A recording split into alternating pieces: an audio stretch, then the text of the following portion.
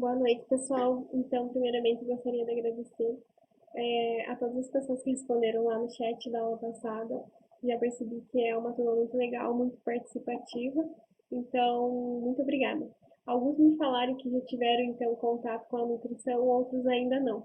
Então, eu espero que os que ainda não tiveram contato com a nutrição, que esse tempo que a gente fique junto seja um tempo proveitoso, que a gente consiga gostar da matéria, que vocês consigam aproveitar bem e levar isso para a vida de vocês e para os pacientes de vocês, tá?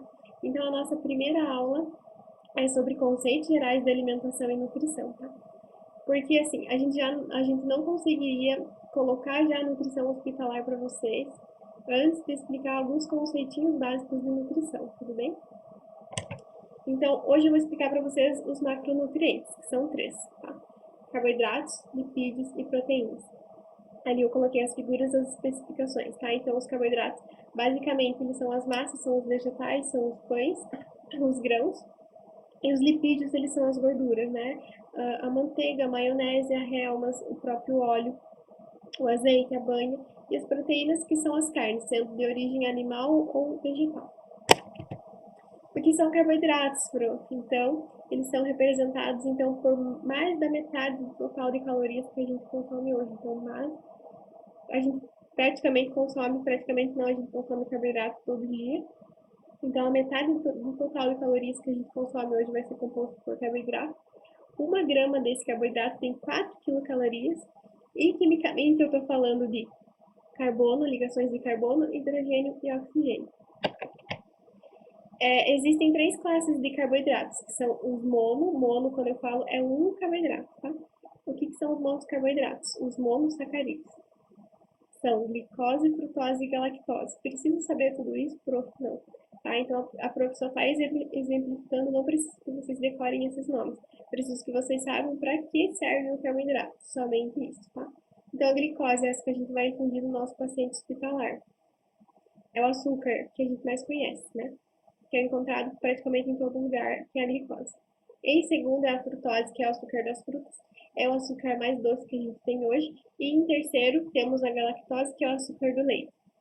Então, crianças que têm galactosemia, que é uma doença que é intolerante à galactose, é diferente de intolerância à lactose, elas vão ter intolerância a esse açúcar do leite.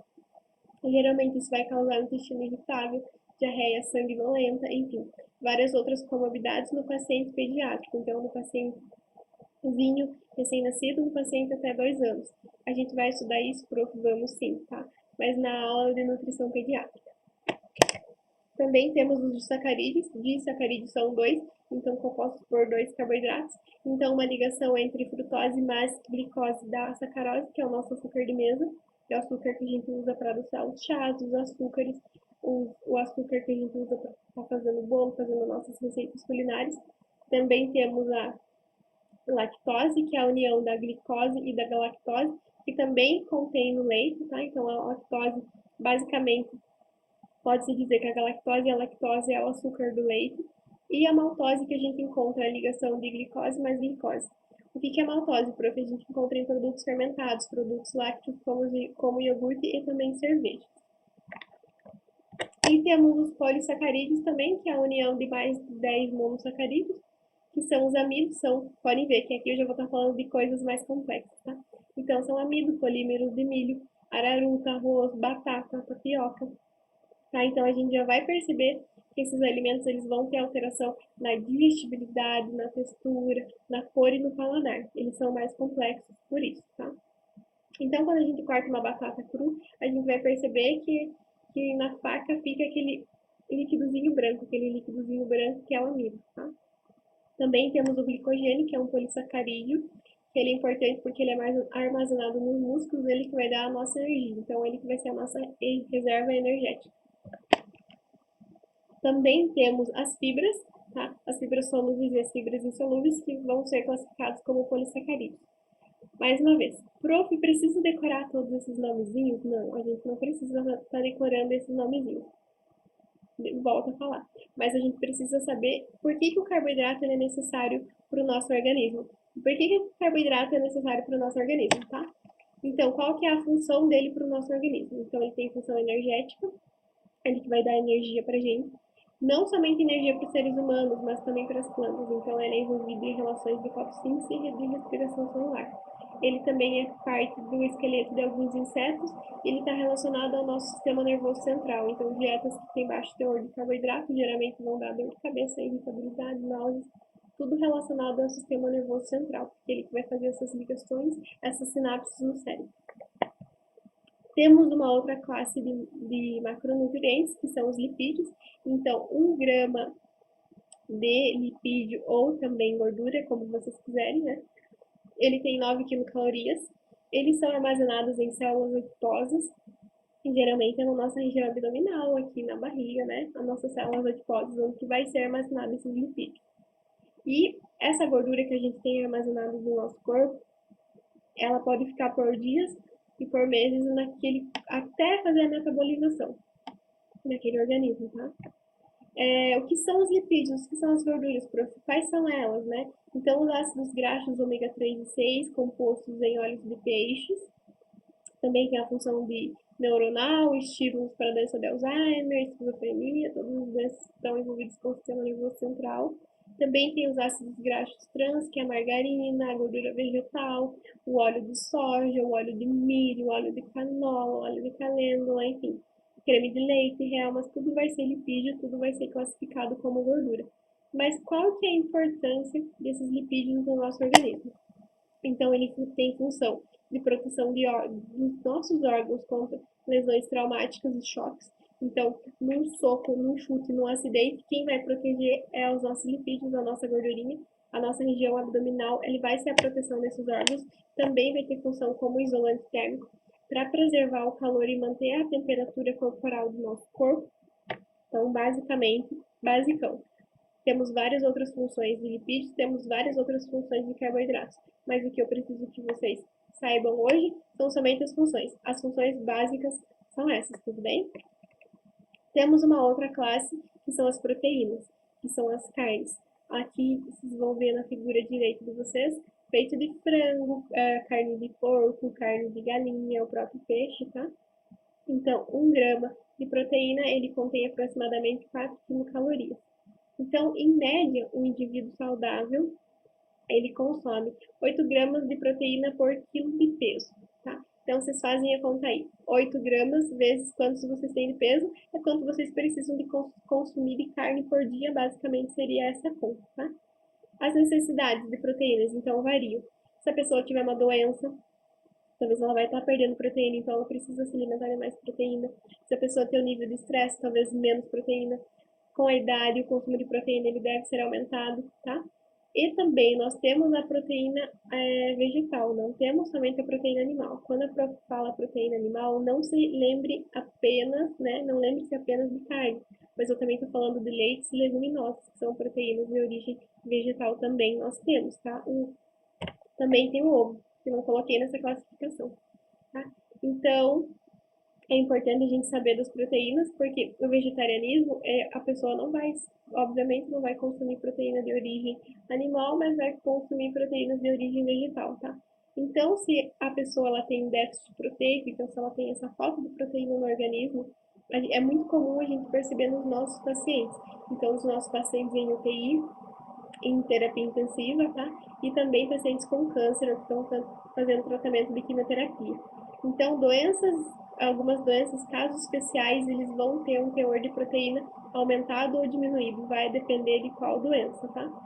Também temos um aumento, né, em alguns casos que a gente vai estar aumentando esse aporte de proteína para o nosso paciente e casos que a gente vai precisar diminuir, como é o caso de pacientes que fazem hemodiálise ou que tem alguma doença renal nos rins, né? Qual que é a função da proteína no nosso organismo? Então, ela tem função estrutural, que ela vai estar fazendo a nossa musculatura, ela tem função enzimática, então os nossos hormônios, ela vai ter função de proteína, vai ter carregamento de proteína, tem função hormonal e também tem função de transporte, por exemplo, transporte do sangue e de hemoglobina. Então a gente tem todas essas funções nas proteínas. Prof, é tão simples assim? A prof tentou simplificar o máximo possível para vocês tentarem compreender o que eu estou dizendo. Eu não trouxe nada complexo para vocês e nem uma aula muito maçante com vários minutos. Então, eu quero que vocês peguem apenas o básico, tá? Então, hoje é apenas o básico que eu preciso que vocês mergulhem aqui comigo. Não adianta trazer uma aula de muito tempo, até que vocês não vão conseguir aproveitar tanto assim. Não, a gente não consegue se envolver tanto nessas aulas EAD. Eu tento ser o mais sucinta, o mais rápida possível para vocês entenderem, para vocês focarem no que eu estou dizendo, tá bom? Aqui eu coloquei para vocês, então, as fibras, né, que fazem parte dos nossos carboidratos. Eu coloquei uma aula a mais de fibras. Qual que é a função de fibras no nosso organismo? Então, ela vai aumentar a saciedade. Então, quanto mais fibra você come, menor é a vontade que você tem, o estímulo que você tem de se alimentar. Ele também tem essa efeitos na redução do colesterol. Ele vai melhorar o trânsito intestinal. Então, os pacientes que consomem mais fibras, eles conseguem ir mais ao banheiro. O trânsito intestinal deles é mais rápido e também ele tem a função de prevenir o câncer do cólon e do reto. Tem dois tipos de fibras. Nós temos hoje as fibras solúveis e as fibras insolúveis. O que eu preciso que vocês entendam que é importante? Casos de diarreia, prescrevemos fibras solúveis, porque ele vai fechar o trânsito intestinal. Então, se o paciente está com diarreia, ele está com o trânsito intestinal muito rápido, a gente precisa fechar o trânsito intestinal dele. Então, fibra solúvel, tá? Porque ele vai demorar, ele vai ter essa absorção de glicose diminuída, então ele vai demorar mais tempo no nosso organismo e ele vai conseguir fechar o nosso intestino, fechar o nosso estômago, para que ele venha estar demorando para funcionar, tá? Temos casos de fibras solúveis, onde quando o paciente está constipado, geralmente em casos de pacientes idosos, tá? Então ele vai aumentar o volume fecal, vai fazer com que a gente vá mais vezes evacuar o banheiro. Basicamente é isso, eu estou tentando simplificar ao máximo para vocês, tá? Aqui eu coloquei alguns exemplos de fibras solúveis, em onde eu encontro fibras solúveis para pacientes que têm diarreia. Então, nas frutas, na quinoa, linhaça, aveia, granola, amaranto, chia, essas são as nossas fibras solúveis, tá? Mas quando a prof fala de frutas, a prof está falando de frutas com casca, tudo bem? Aqui temos a representação das fibras insolúveis, então, geralmente vai estar ligado a legumes e vegetais. Também algumas frutas que têm um alto teor de gordura, como o coco, também como o kiwi, como a banana e como a carambola. Tudo bem? Então, vocês lembrarem, fibra solúvel para diarreia, frutas com casca, tá? E alguns grãos. Fibras insolúveis, vegetais. Pimentão, cenoura, essas frutas assim. Próxima aula, eu vou trazer para vocês, então, aula de micronutrientes, que vai complementar o que eu já disse agora. Então, eu vou estar falando um pouquinho de vitaminas e minerais e vou me aprofundar mais. Aí sim, a prof vai demorar mais um pouquinho, porque eu vou me aprofundar mais em casos de doenças que têm falta de vitaminas e falta de minerais. Se vocês tiverem alguma dúvida, vocês podem estar mandando mensaginha para mim, eu respondo, tá? Vou tentar fazer exercício de fixação desse conteúdo. Eu sei que esse começo é meio chatinho, é meio maçante, mas é necessário a gente aprender sim a função de carboidratos, lipídios, proteínas e a diferença das fibras, tá? A gente vai estar utilizando isso muito nos nossos pacientes. Então, espero vocês para a próxima aula de micronutrientes. Vou tentar fazer uma listinha de fixação para vocês. Se vocês tiverem alguma ideia de fixação, alguma ideia de aula, continuo com vídeo aula, continuo só com slide, continuo com áudio no WhatsApp. Aí vocês que vão escolher. Aí depende da turma de vocês, tá? Então, um beijão, até o nosso próximo encontro. Tchau, tchau.